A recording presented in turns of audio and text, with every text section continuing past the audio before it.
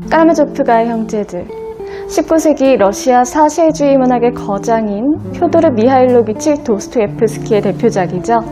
오늘은 이 소설 까라마조프가의 형제들 속에 등장하는 핵심 인물들의 MBTI를 분석해보고 이들이 어떻게 서로 상호작용하면서 극의 갈등을 이끌어 나가는지, 그리고 이러한 극의 전개가 우리에게 주는 시사점은 무엇인지 함께 살펴볼게요. 그럼 우선 이 소설의 줄거리를 빠르게 파악해볼게요. 까라마조프가의 형제들은 19세기 후반 제정 러시아 시대 한 소도시의 지주 집안인 까라마조프가에 일어난 존속살인 사건을 중심으로 전개돼요. 이 가장인 표도르 파블로비치 까라마조프가 어느 날 살해당한 채로 발견되죠. 그리고 그의 장남이 용의자로 지목이 돼요. 과연 그의 장남 드미트리가 그의 아버지를 죽였을까요? 결론부터 말씀드리면 진짜 살해범은 따로 있었어요. 드미트리는 아버지를 죽이지 않았죠. 그런데 왜 표도르의 4명의 아들들 중에 장남 드미트리가 콕 집어서 살인 용의자로 지목이 된 걸까? 그 이유는 간단해요. 드미트리가 아버지인 표도르와 사이가 정말 안 좋았거든요. 불구대천의 원수 수준으로 서로 죽이네 마네하면서 혐오하고 증오했죠, 서로를. 그 이유는 한 여자를 동시에 사랑했기 때문이에요. 그리고 재산 문제도 개입이 돼 있었어요. 드미트리는 자신의 생모가 남기고 간 유산을 달라고 아버지인 표도르에게 요구했지만 거절당하죠. 이렇게 여자 문제, 돈 문제로 얽혀서 갈등이 격화일로에 치닫다가 그러던 와중에 표도르가 살해를 당한 거예요. 그랬으니 당연히 드미트리가 용의자로 지목당할 수밖에 없는 정황이었던 거죠. 살해당한 채로 발견된 가장 표도르, 그리고 살인 용의자로 지목된 장남 드미트리, 이 둘이 바로 이 소설의 갈등을 이끌어가는 핵심 축이라고 볼 수 있죠. 이 둘의 MBTI를 한번 분석해 볼까요? 우선 이 집안의 가장인 표도르, 그는 굉장히 현실적이고 추진력이 있고 권위적이면서 보수적인 인물이죠. 그는 미천한 계급 출신으로 고리대금업으로 많은 부를 축적한 굉장히 탐욕스럽고 음탕한 호색한이죠. 그는 노골적으로 돈을 줬고 여자를 좋아하고 자신의 동물적 충동과 본능을 굳이 제어하지 않는 스타일이에요. 이 때문에 자식들과 돈 때문에 대립하고 특히 장남과는 한 여자 때문에 싸우는 추악한 모습을 보이기도 하죠. 표도르의 MBTI는 ESTJ에 가까워요. ESTJ 성격 유형의 특징을 한번 읽어볼게요. 리더십이 있다. 경제력이 가장 좋은 유형 중에 하나다.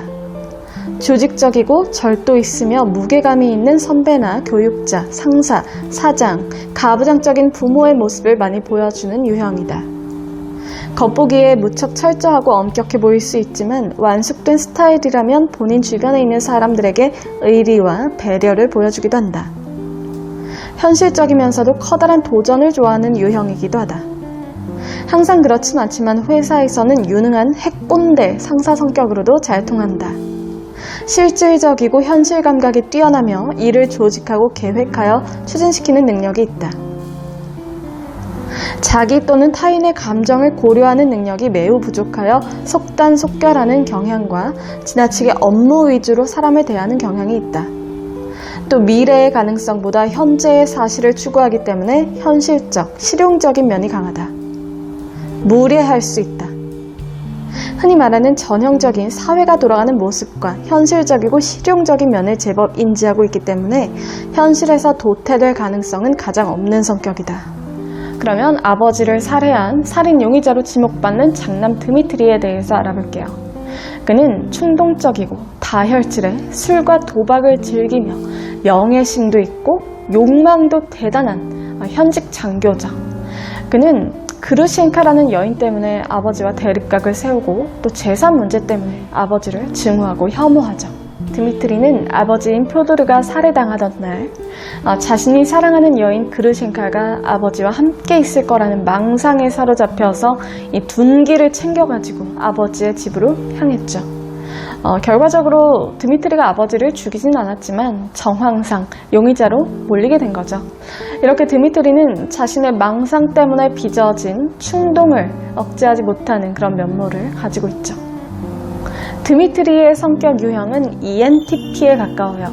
ENTP의 성격 유형 특성을 읽어드릴게요. 본인의 신념을 굽히면서까지 타인과의 관계를 우선시하지 않기에 겉으로 차갑고 무심해 보일 수도 있다. 두뇌 회전이 빠른 편이고 사안에 대한 직관력을 발휘해 대략적인 이해가 매우 뛰어나다. 마음에 들지 않는 상대나 상황에 대해 비꼬는 능력이 탁월하며 이를 블랙 코미디로 승화시킨다. 이상형과 연애하기를 원하는 경향이 강하기에 아직 자신에게 꼭 맞는 사람을 찾지 못했다면 솔로 생활을 지속할 가능성이 크다. 도전적이지만 쾌락주의에 빠지는 경우 역시 가장 높은 유형. 모 아니면 도 성향의 성격답게 한 분야에서 크고 혁명적인 도약을 이뤄내는 사람들도 있지만 반사회적인 성향으로 극심한 어려움을 겪다 도태되는 경우도 있다. 자존감이 높고 자신에 대한 확신이 강하다. 그러나 이따금 자기 합리화를 하는 경우도 있다. 자신이 인정받고 싶어하는 분야 외에는 타인이 자신을 어떻게 평가하는지 관심이 없다. 자신의 주관과 가치관이 매우 뚜렷하며 이를 거리낌 없이 드러낸다. 토론이나 논쟁을 좋아한다. 모험심이 강하며 위험을 감수해서라도 새로운 시도를 하기도 한다. 경쟁심이 강한 편이다. ESTJ인 표드르와 ENTP인 드미트리, 이 둘 간의 갈등은 TJ 대 TP의 갈등으로 보면 더 정확하게 보여요. 흔히들 TJ를 착하지 않고 계산적인 유형, TP를 착하지 않고 계산적이지 않은 유형, 이렇게 일컫죠. 이 둘이 맞부딪히면 답이 없죠. 일단 둘 다 착하지가 않아요. 둘이 갈등을 빚고 있을 때 서로를 진지한 고려에 넣고 행동할 가능성이 크지 않다는 거죠. 그런데 한 명은 계산을 하고 행동하고 다른 한 명은 계산도 안 하고 그냥 들이받는다라고 하면 파국으로 치달을 가능성이 높아지는 거죠. ESTJ의 극단화된 성격을 보여주는 표도르는 지나치다 싶을 정도로 현실적이고 냉정하죠. 자신의 권위에 도전하고 절대 굽히지 않는 장남 드미트리를 아들 취급을 안 하죠.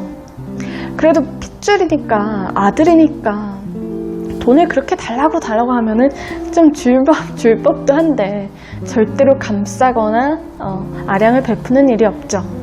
굉장히 현실적으로 주판알을 튕겨서 계산적으로 행동하는 그런 피도 눈물도 없는 아버지죠. 극단적으로 계산적인 아버지에게서 돈을 받아내고 싶었으면 드미트리도 아버지처럼 계산적으로 행동할 수 있지 않았을까라는 생각을 해보게 되는 대목이죠. 아버지에게 좀 고분고분하게 몸을 낮추고 입안에 혀처럼 굴면서 좀 순종적으로 행동하면서 아버지에게 돈을 달라고 요구했으면 원하는 만큼은 아닐지라도 돈을 받을 수도 있지 않았을까, 그렇게 갈등이 격화되지는 않았을 것이다 라는 생각을 해보게 되죠. 하지만 드미트리 사전에 그런 일은 없었죠. 그는 계산을 하지 않고 그냥 정면으로 들이받았던 거죠. 그렇기 때문에 이 둘 간의 갈등은 당사자들은 물론이고 주변 사람들조차 막을 수가 없었던 거죠. 자, 그러면 드미트리가 아버지를 죽인 게 아니라면 진짜 살해범은 누구일까? 정답은 집안의 하인으로 일하고 있던 서자 스메르자코프였어요. 그는 표도르가 길 위에 떠돌이 여인을 임신시켜서 얻은 사생아죠. 스메르자코프는 어딘가 좀 모자라 보이기도 하고 순진해 보이는 외양과는 달리 그 내면에는 온갖 꼼꼼이와 인간 혐오 그리고 악의로 가득 차 있어요. 한마디로 사이코패스죠. 그는 정체성 혼란을 겪는 인물이기 때문에 MBTI 유형을 특정하기가 힘들어요. 다만 그가 어떻게 표도르를 죽이게 됐는지 알아내기 위해서는 그가 맹목적으로 추종하는 인물인 표도르의 둘째 아들 이반에 대해서 알아봐야 해요. 둘째 아들 이반은 논리적이고 이성적인 지식인 타입이에요. 그는 평소에 무신론에 심취해 있죠. 신이 존재하지 않는다면 모든 행위는 허용된다. 심지어 아버지를 죽이는 행위까지도 정당화될 수 있다. 라는 왜곡된 사상을 스메르자코프에게 심어주는 장본인이기도 하죠. 이반의 MBTI는 INTJ에 가까워요.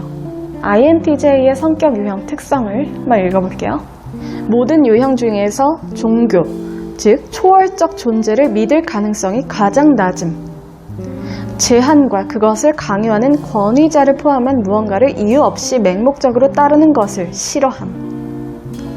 타인에게 의견을 요구하며 의지하기보다 본인이 직접 결정하는 역할을 선호함.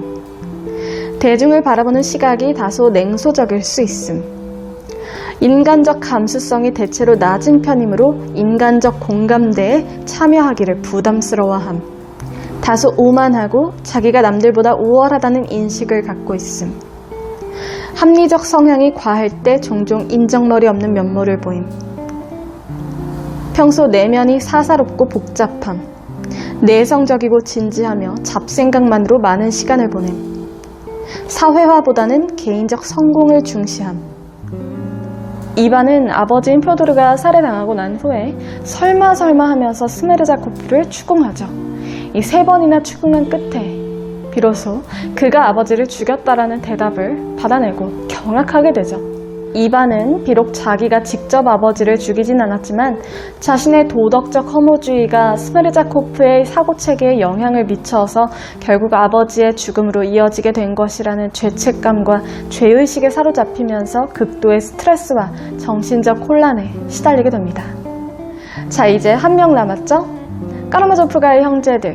나머지 한 명은 바로 셋째인 알렉세이예요. 정말 따뜻하고 온정적인 인물이죠. 열정적인 자세로 구도의 길을 정진하는 수도사예요. 그는 마을에 존경받는 어른인 조시마 장로에게서 얻은 깨달음을 바탕으로 인간에 대한 무조건적인 사랑을 실천하려고 노력하는 인물이죠.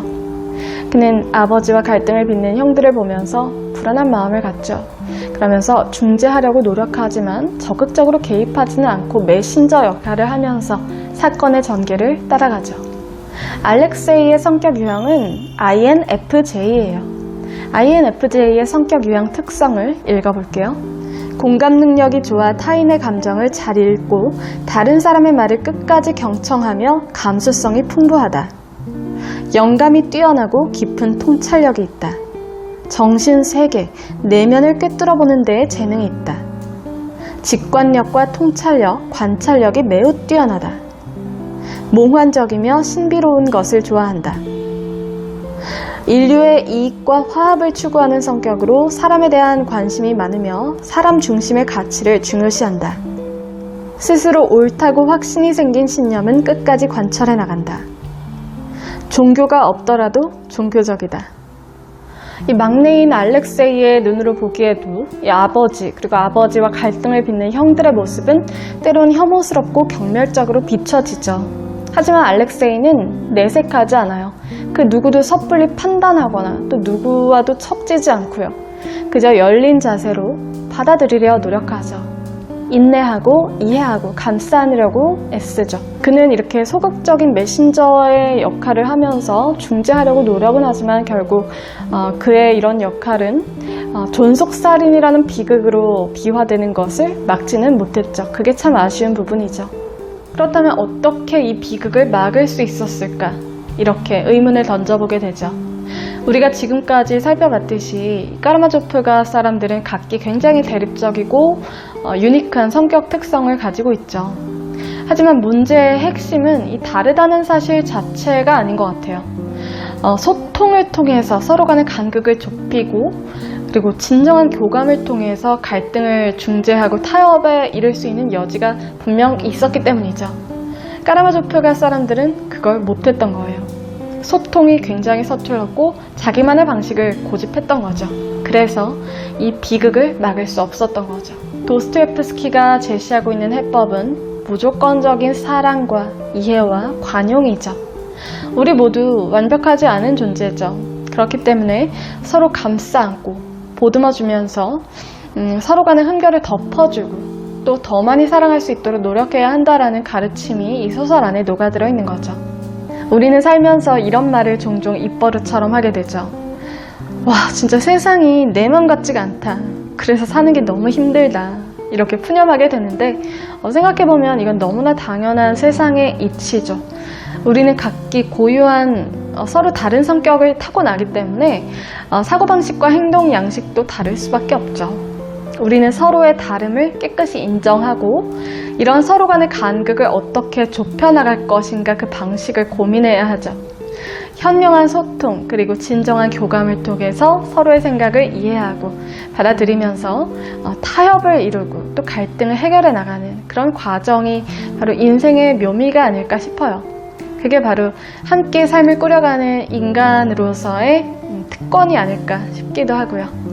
보다 큰 견지에서 내가 처한 상황을 객관적으로 바라보고 또 나랑 너무나 달라서 이해하고 싶지 않은, 이해하기 힘든 사람일지라도 무조건적인 관용의 자세로 일단 감싸 안을 수 있어야 한다 라는 것이 이 까라마조프가의 형제들이 우리에게 전해주는 교훈이죠. 살다 보면 당연히 사람 때문에 화나는 일이 많이 생길 수밖에 없죠. 그럴 때마다 복수심과 증오로 대응하기보다는 무조건적인 사랑과 이해의 자세로 너그럽게 감싸 안는 그런 태도가 더욱 필요하다는 것을 도스토옙스키가 우리에게 말해주고 있는 거죠.